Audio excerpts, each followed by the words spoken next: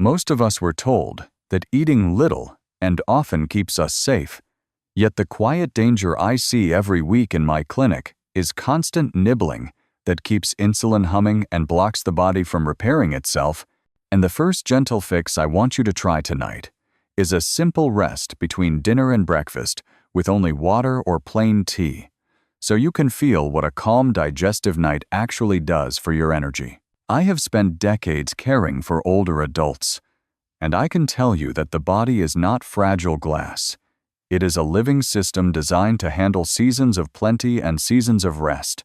And when we never allow a true break, fatigue, stiffness, and cloudy thinking creep in almost without a sound. The upside of a carefully planned fasting window is more steady energy and a clearer head as the body shifts from burning quick sugar toward using stored fuel, a shift described in educational materials from Harvard and Mayo Clinic that explain how ketones rise after a period without food and why insulin settles when snacking stops.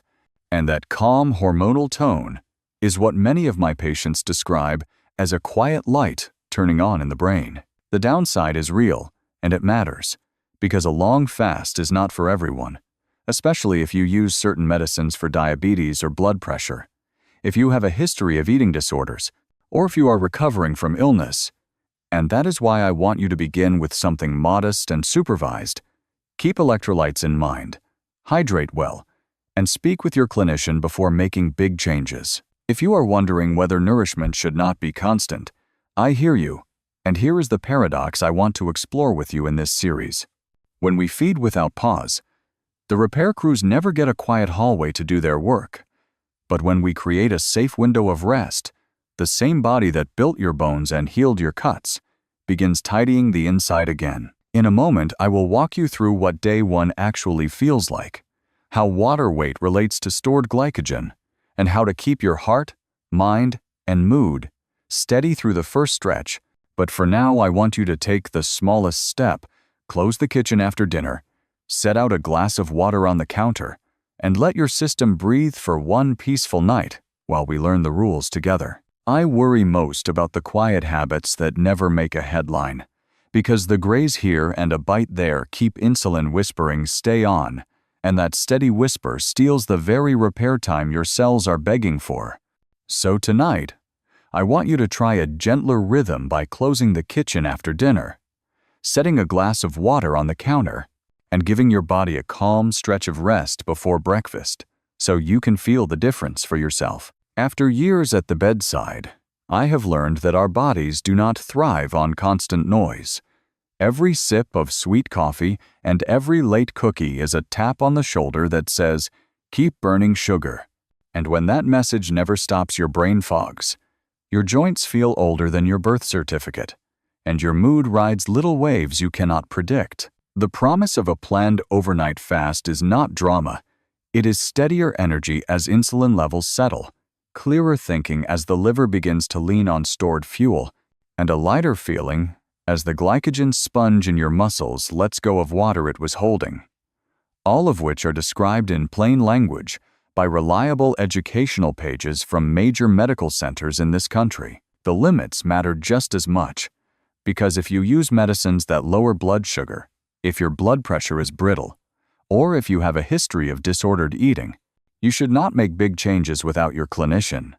And even a simple overnight fast goes better with honest hydration, a pinch of salt in your cooking, and a plan for how to handle the first wave of habit hunger that comes purely from routine rather than need. I love the image of repair crews in a hospital hallway. When visitors leave and the floor grows quiet, those crews finally move their carts and polish the surface to a shine. In the same way, a calm night without snacking gives your tissues room to sweep. And by morning, many of my patients describe a mind that feels newly swept as well. In a moment, I will show you how day one actually unfolds, why the first pounds are mostly water, and how to keep your head clear while your metabolism changes gears.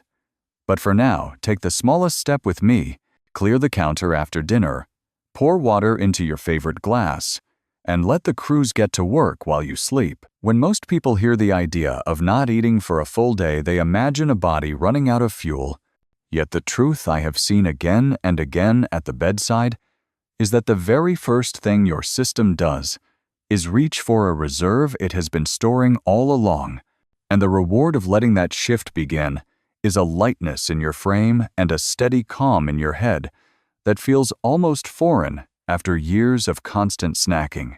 Inside your muscles and liver is glycogen, a form of stored sugar wrapped in layers of water.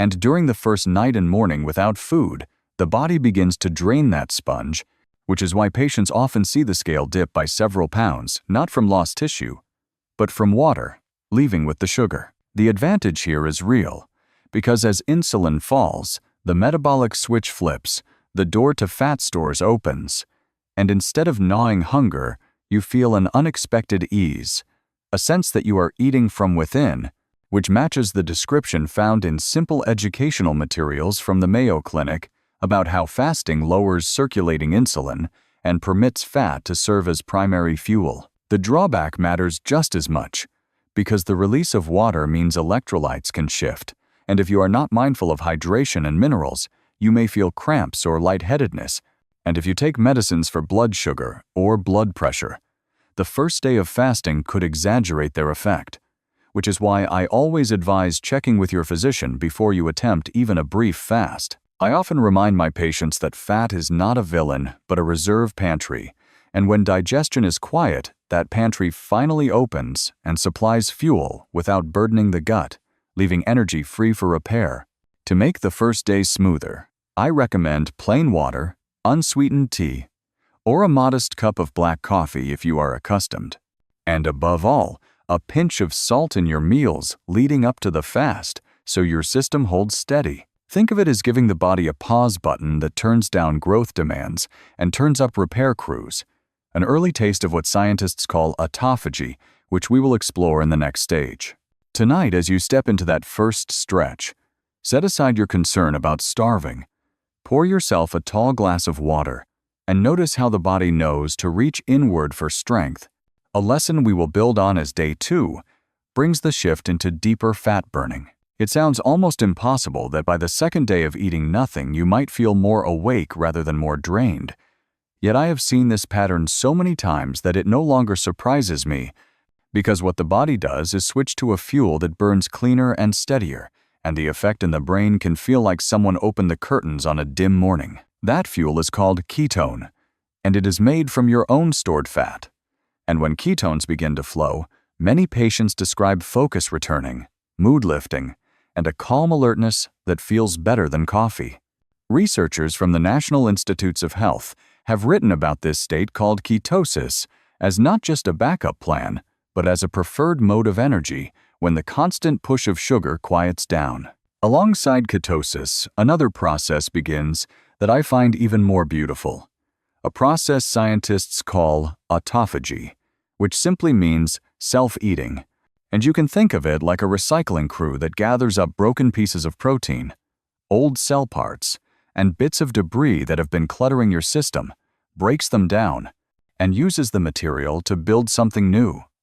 It is like hauling junk out of the garage and discovering you have space to breathe again. The upside of this moment is enormous, because as the junk clears away, your cells can function better.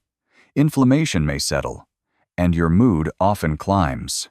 The limits deserve attention as well, because the extent of these benefits varies, and while studies do show increases in brain chemicals like BDNF, which stands for brain-derived neurotrophic factor, not everyone experiences the same surge, and it is wise to expect gradual, rather than miraculous change. BDNF is like fertilizer for nerve cells, helping them grow and connect.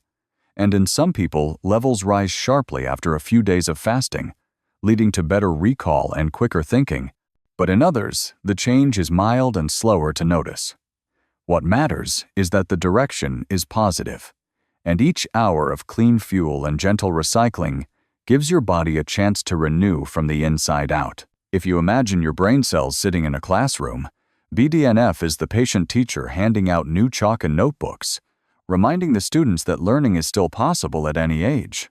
By the close of day 3, many people describe a gentle euphoria, a sense of lightness both in body and mind, not because they are starving, but because the clutter has begun to lift. And yet this is not the final chapter, because as day 4 approaches, the body will turn these processes into an even deeper repair cycle, one that touches genes and long-term health.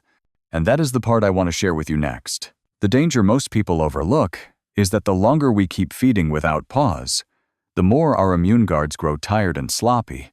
Yet by the 3rd day without food, something extraordinary begins. The very soldiers that defend you start lining up for retraining.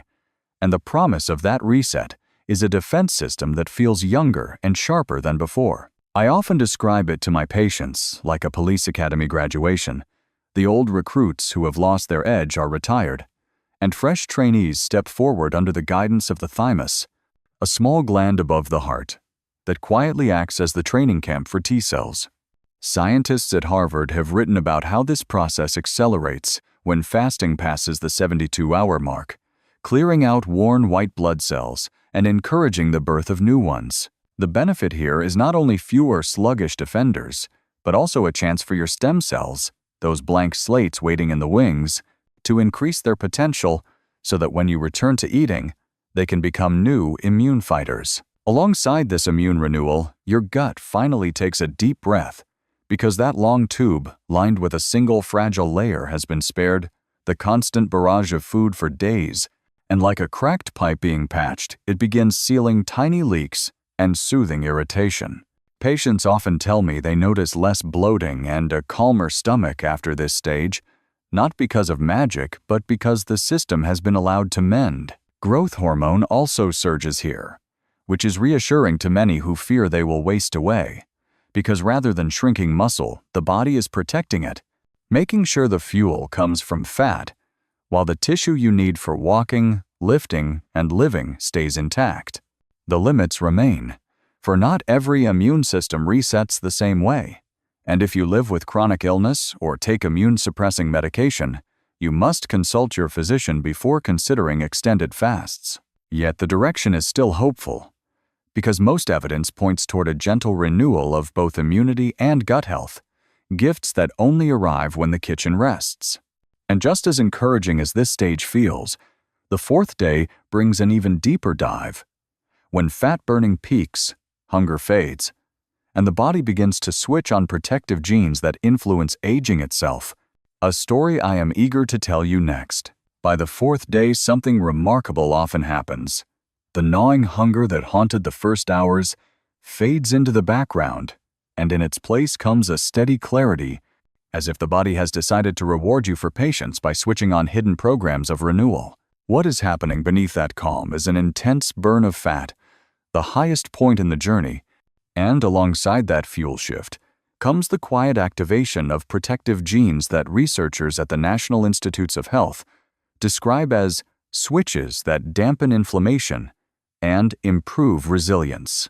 I like to picture these genes as software engineers combing through a program, fixing errors, deleting corrupted files, and installing updates so the system runs cleaner and longer. This is why scientists speak of fasting as a way to influence aging pathways, not as magic but as biology, taking time to repair when freed from constant digestion. The benefit is not just in the mirror, where swelling eases and weight falls, but in the bloodstream where inflammatory signals decline and the risk environment for many chronic diseases softens. Cortisol may still whisper cravings, making you believe you need food, but that is a stress echo rather than true hunger, and a warm cup of broth can calm the signal without undoing the repair. The advantage of this stage is enormous, because fat is being consumed at its peak, and damaged cells are being dismantled, even those with early malignant changes, while the downside is that fatigue or dizziness can arise if hydration and minerals are ignored. This is why I remind my patients to keep water close, to salt their broth modestly, and to rest when the body asks. Not everyone will feel the same lift, and those with medical conditions must walk this path only under supervision, but the direction is still hopeful, for evidence from Mayo Clinic and other respected centers suggests that extended fasting can reduce markers of inflammation and switch on protective cellular programs. By the close of the 5th day, many people describe not weakness, but a quiet strength, a sense that their body has been cleaned from the inside.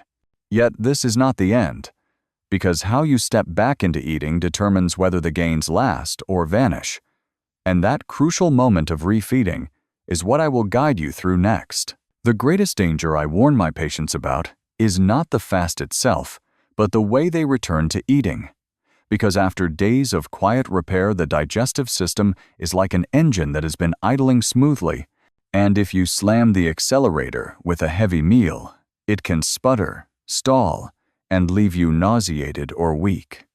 That is why the art of refeeding is as important as the discipline of fasting. Think of it like bringing a car back onto the road after a long winter.